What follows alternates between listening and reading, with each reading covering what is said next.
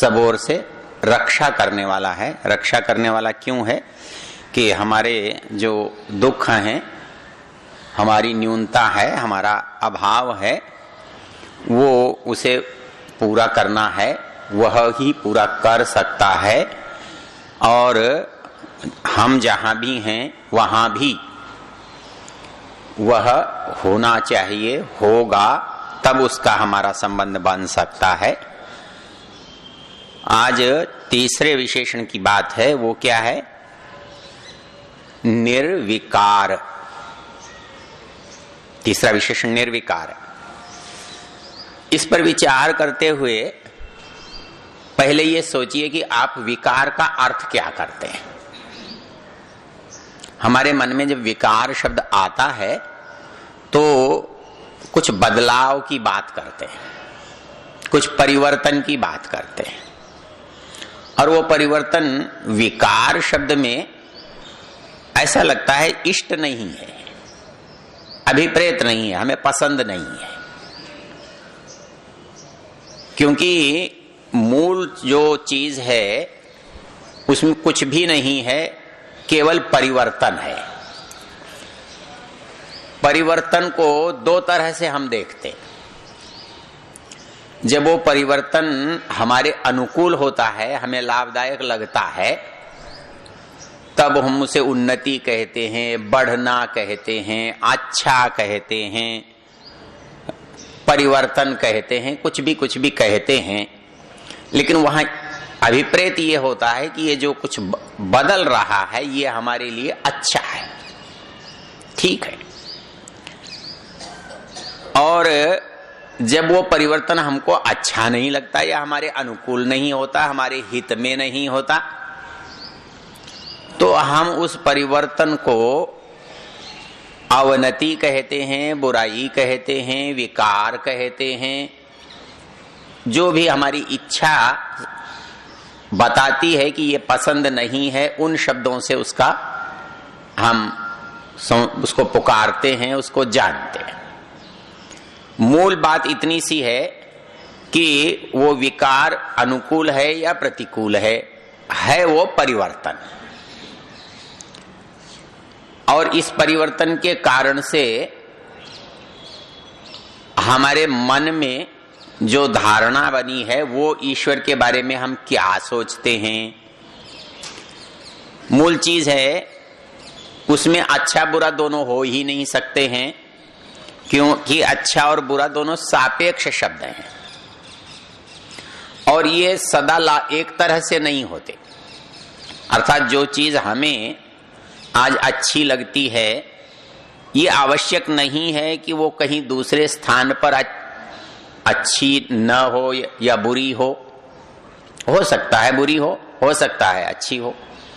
तो अच्छापन, बुरापन, विकार, उन्नति, कुछ भी जो है वो सापेक्ष है। इसलिए उसमें जो हमारी धारणा बनती है वो ईश्वर में घटती है कि नहीं घटती है। तो जब हम सोचते हैं उसमें परिवर्तन, कैसा परिवर्तन? अनुकूल परिवर्तन या प्रतिकूल परिवर्तन? हमको लगता है कि अनुकूल परिवर्तन कैसे हो सकता है? ऐसे हो सकता है कि ये दुनिया बनी है, अगली दुनिया इससे अच्छी बन जाए, जो लोग पैदा हुए हैं उनसे अच्छे लोग पैदा हो जाएं। जैसे हम कल्पना करते हैं कि ये सतयुग है, ये द्वापर है, ये त्रेता है, ये कलयुग है, इसमें ऐसा होता है, इसमें वैसा होता है। तो हमारे मन में एक बात आ सकती है कि भगवान कुछ और अच्छा कर सकता है या भगवान कुछ बुरा कर सकता है। ये दोनों बातें भगवान में क्या संभव हैं? इसके लिए एक उदाहरण। हमारे मन में सामान्य रूप से एक धारणा रहती है कि हर नई चीज अच्छी होती है, पुरानी से बढ़िया होती है। जो कुछ पहले हमने बनाया था, जब यदि दोबारा हमको बनाने का कोई अवसर दे तो हमारे मन में आता है हम उससे अच्छा बनाएंगे और इसको हम उन्नति समझते, इसको हमें आगे बढ़ना समझते हैं, हमें अच्छा समझते हैं। और वैसा का वैसा बना दें तो लगता है ये तो क्या है, कुछ भी उन्नति नहीं हुई, वहीं का वहीं है, उतने का उतना है, उसी कक्षा में पढ़ा है। तो हमारी मानसिक स्थिति ये रहती है कि कुछ बदलाव जो है वो अच्छा हो बनाता है, ऊंचा करता है, उन्नति करता है।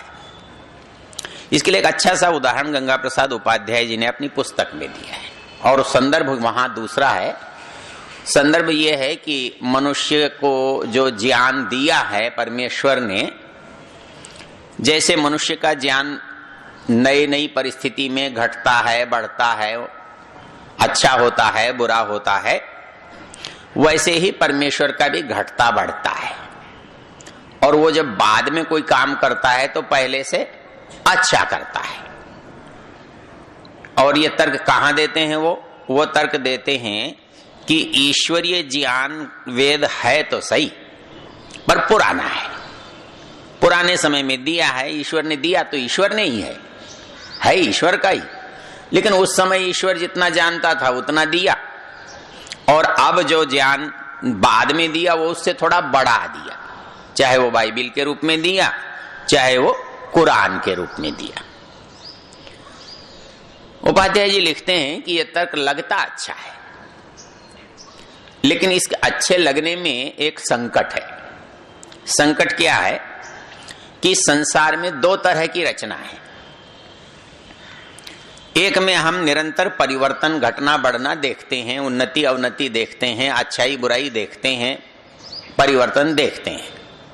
मनुष्य का ज्ञान है, जैसे ये भवन ही है, जैसा पहले था वैसा दोबारा नहीं है, जैसा दोबारा होगा वैसा आगे नहीं होगा, कुछ न कुछ इसमें परिवर्तन होगा। और हम ये समझेंगे कि ये परिवर्तन पहले की अपेक्षा अच्छा है और इसलिए ये उन्नति है, ये नया है। कोई आदमी कार खरीदता है तो पुरानी नहीं खरीदता, नई खरीदता है, नए मॉडल की खरीदता है। वो सोचता है ये ज्यादा अच्छी है, इसमें ज्यादा सुविधाएं हैं, इसमें ज्यादा साधन उपलब्ध है। आदमी कपड़े भी बनाता है तो सोचता है नए फैशन के होने चाहिए, पुराना तो बेकार हो गया, उसका तो कोई अर्थ नहीं है। चाहे मकान हो, चाहे वस्त्र हो, चाहे कुछ भी हो, वो बदलता है, नया बनाता है और नए को अच्छा कहता है। तो ये परिवर्तन होते हैं, हम संसार में देखते हैं। उपाध्याय जी ने एक तर्क दिया कि भाई यदि ये बात सच है तो जहां परिवर्तन नहीं है वहां परिवर्तन की कल्पना करके देखो। कल्पना कैसे करेंगे? भाई आप गाड़ी में बदलाव करते हैं तो क्या करते हैं? गाड़ी को कुछ ऊंचा या नीचा कर लेते हैं, लंबा या चौड़ा कर लेते हैं, सीट को आगे या पीछे कर लेते हैं, दाएं बाएं सरका लेते हैं, उसके अंदर जो लाइट लगाते हैं वो 2-3 कर लेते हैं या ऊपर नीचे कर ले, कुछ तो जगह ही तो बदलते हैं, संख्या बदल देते हैं और आप समझते हैं कि इसको आपने नया बना दिया और ये नया जो है ना बहुत अच्छा है। तो उपाध्याय जी ने लिखा कि एक कल्पना करो, ये आदमी जो है इसमें भी कोई बदलाव होना चाहिए। मकान में हुआ, कपड़े में हुआ, स्थान में हुआ, बाकी सब चीजों में हम बदलाव करते रहते हैं। और इस व्यक्ति में, इस मनुष्य में कुछ बदलाव करना चाहिए, तो क्या कर सकते हैं? क्योंकि ये आदिकाल से इसकी आंख इसी जगह पर है, इसकी नाक इसी स्थान पर है, इसके कान इसी स्थान पर हैं, और इसको बदलना चाहिए, कुछ अच्छा बनाना चाहिए। अब सोचो कि इसको अच्छा कैसे बना सकते हैं। इसको 3 टांग का बना दें तो अच्छा हो जाएगा, इसको 4 आंख वाला बना दें तो अच्छा हो जाएगा, इसको क्या करने से अच्छा होगा? और यहां आकर आप गलती ये करते हैं कि यदि इसमें परिवर्तन कहीं आप देखते हैं तो आप उसे बिगाड़ कहते हैं। किसी के आदमी के हाथ में 5 उंगलियां हैं तो आप उसे कहते हैं अच्छा है, उसमें 4 या 5, 6 हो जाए तो आप कहते हैं ये विकृति है, ये विकार है। क्यों भाई? मकान में 3 के 4 कमरे बनाए तब तो उन्नति थी, और मनुष्य को एक 3 पैर की जगह 2 पैर की जगह 3 पैर दे दें तो अवनति हो जाएगी, ऐसा क्यों? तो हम मनुष्य ही क्यों, कोई जानवर ही देख लो, उसके कुछ हाथ पैर टांग बदल लो, उसकी कुछ प्रक्रिया बदल लो, उसका रूप बदल लो, तो देखते हैं कि ये सूरज कुछ और बदल के बन जाए, चांद बदल लो, धरती बदल लो, कुछ तो बदलो। इसमें हजारों सालों से कोई बदलाव ही नहीं हो रहा है, और इसका मतलब यह है कि यह सब घिसा पिटा है, पुराना है। यदि ऐसा ही होता तो हर सुबह हमें नई क्यों लगती? ये तो बहुत पुरानी है, पता नहीं कब से हो रही है, और लेकिन हमें हर सुबह नई लगती है, हमें हर शैशव नया लगता है, हमें हर यौवन नया लगता है। ऐसा क्यों? तो क्योंकि ऐसा हजारों सालों से होते रहने पर भी नया क्यों लगता है? तो जो ये नयापन आया कहां से? क्या नया बना? इसमें तो कुछ भी नया नहीं, वही पुराना है। तो इस पुराने को आप नया कह रहे हैं और नए को आप देख रहे हैं कि उसमें जो परिवर्तन है वो उसमें क्या परिवर्तन हुआ है। इसमें 2 तरह से आप विचार करेंगे। एक विचार तो ये करेंगे कि ये नयापन जिसे आप कह रहे हो, उन्नति जिसे आप कह रहे हो, अधिकता जिसे आप कह रहे हो, ये अधिकता न्यूनता से सापेक्ष शब्द है।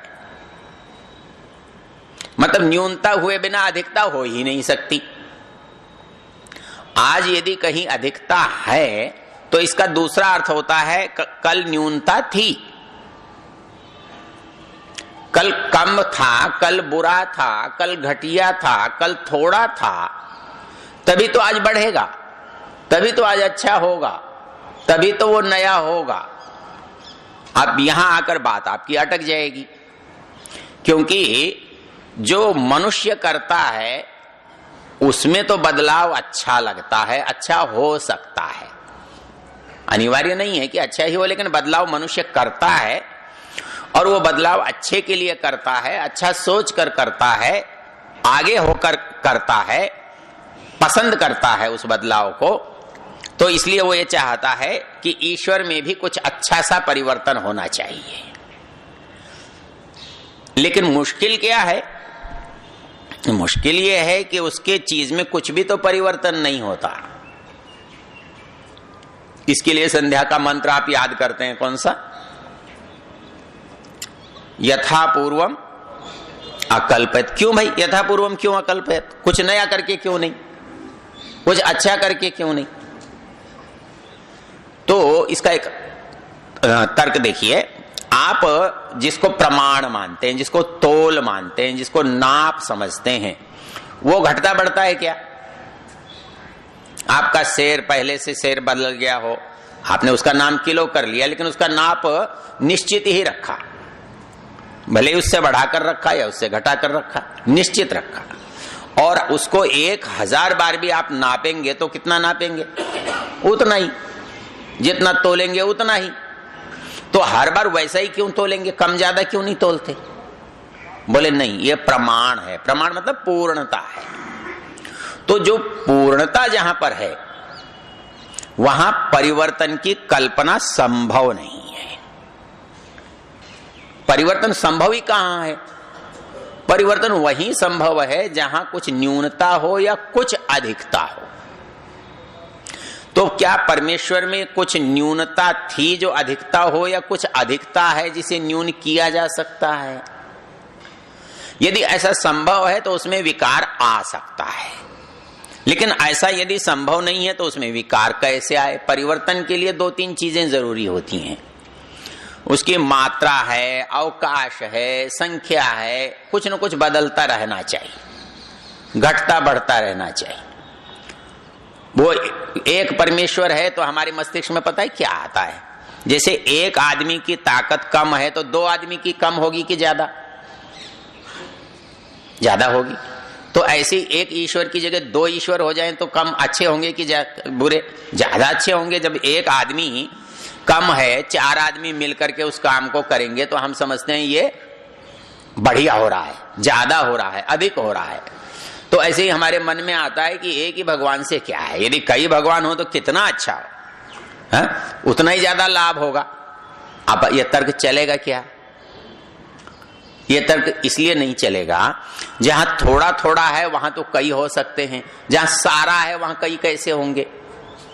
इसको दूसरे उदाहरण से समझ सकते हो। एक माता पिता का एक ही बच्चा है, संपत्ति उसकी कितनी होगी?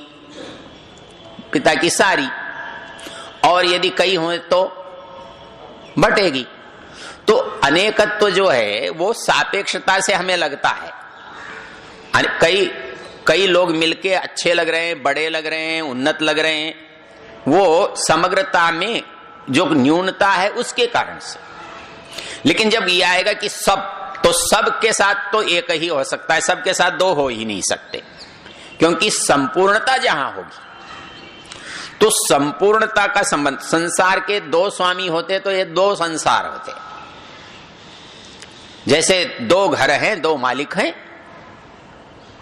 उनका अलग अलग स्थान है, तो दो मालिक हो सकते हैं, दो घर हो सकते हैं, लेकिन सारे घर एक के ही हो तो घर तो फिर एक ही मालिक के होंगे सारे, फिर वहां मालिक दो नहीं हो सकते, क्योंकि सारा चाहिए। तो परमेश्वर क्या है? मतलब संपूर्ण है।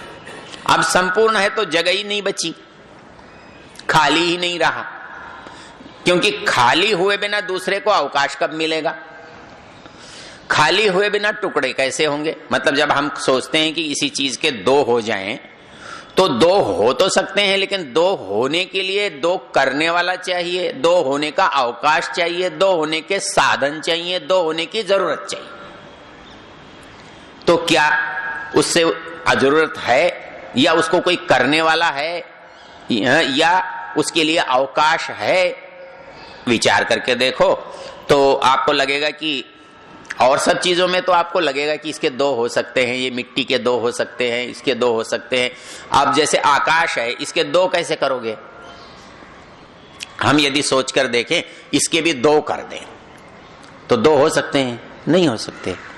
तो जैसे इसके दो नहीं हो सकते, वैसे उसके दो, अच्छा इसमें कुछ परिवर्तन कर सकते हैं।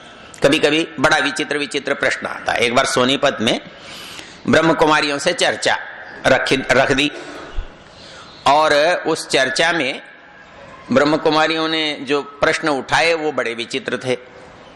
वो प्रश्न ये उठाया कि परमेश्वर जो है सब जगह नहीं रहता। क्यों नहीं रहता? बोले गंदी चीजों में रहेगा तो गंदा हो जाएगा। अब ये तर्क बड़ा मजेदार है, वैसे आदमी को अच्छा लगता है। बोले गंदी चीजों में तो भगवान कैसे हो सकता है?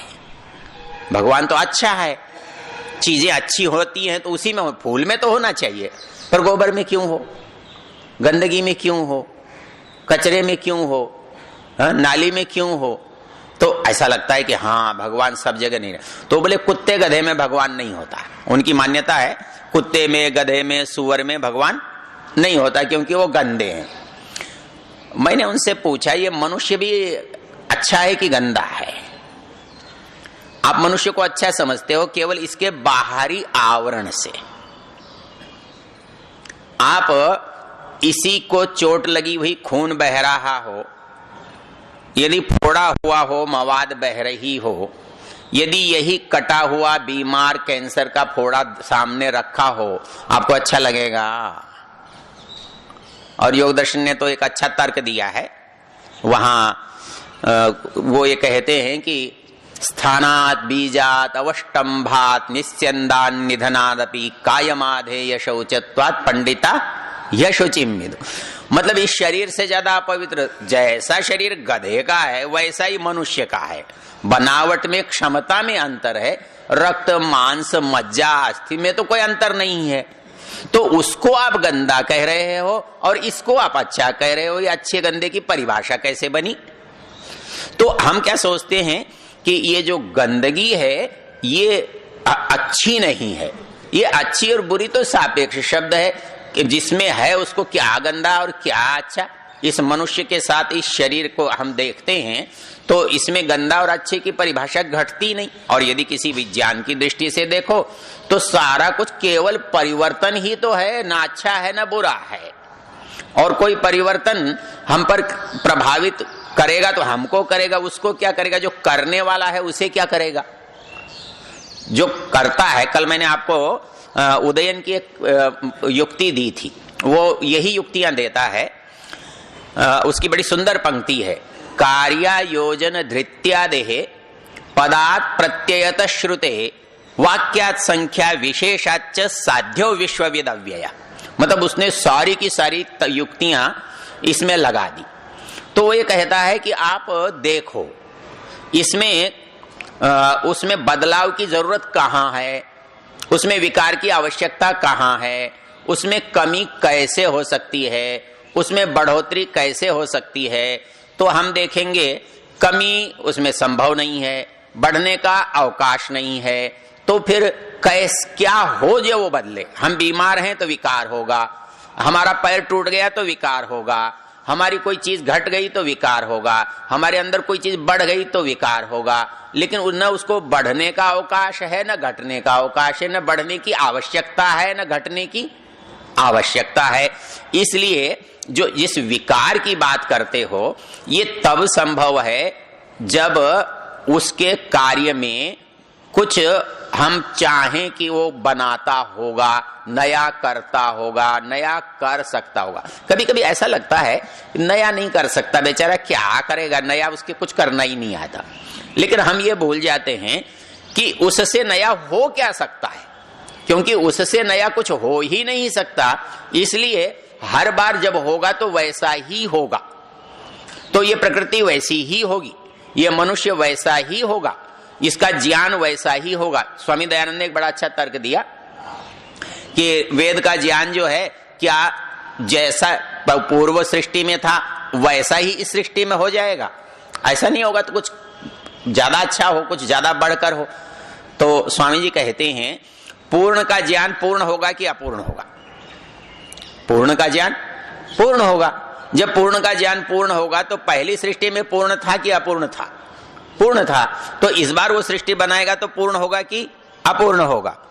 पूर्ण ही होगा।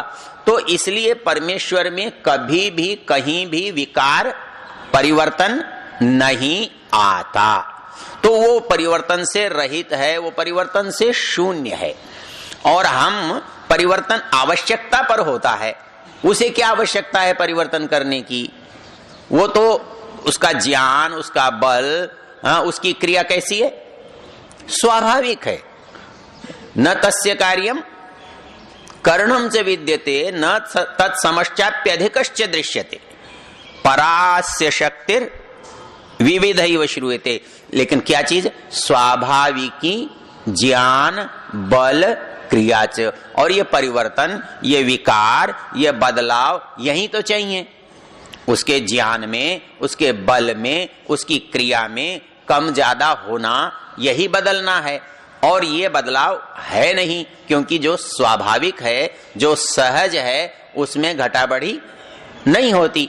तो हम जब विचार करेंगे, ध्यान करेंगे कि परमेश्वर विकारवान है या निर्विकार है, तो हमारे मन में जो बात आएगी, विकार कहाँ होते हैं, विकार क्यों होते हैं, विकार किसे कहते हैं, और ये चीजें परमेश्वर में घटेंगी या नहीं घटेंगी, उसे आवश्यकता है या उसे इसकी आवश्यकता नहीं है। उससे कोई कम करने वाला उससे ज्यादा वाला कोई है जो उसको कम करा सके? नहीं है। उसको कोई देने वाला नहीं है, उससे कोई लेने वाला भी नहीं है। तो इसलिए उसमें किसी तरह का परिवर्तन, किसी तरह का विकार संभव नहीं है। इसलिए वो परमेश्वर क्या है? निर्विकार है। इस तरह से हमारा चिंतन होने पर उसमें हमारी आस्था, हमारी श्रद्धा, हमारी भक्ति बढ़ेगी। इन शब्दों के साथ बात को विराम देते हैं। धन्यवाद। शांति पाठ। ओम द्यौः शान्तिरन्तरिक्षं शान्ति, पृथिवी शान्तिराप शान्तिरोषधयः शान्ति, वनस्पतयः शान्तिर्विश्वे देवा शान्तिर्ब्रह्म शान्ति, सर्वं शान्ति शान्तिरेव शान्ति, सा मा शान्तिरेधि ओम शांति शांति शांति। ओम।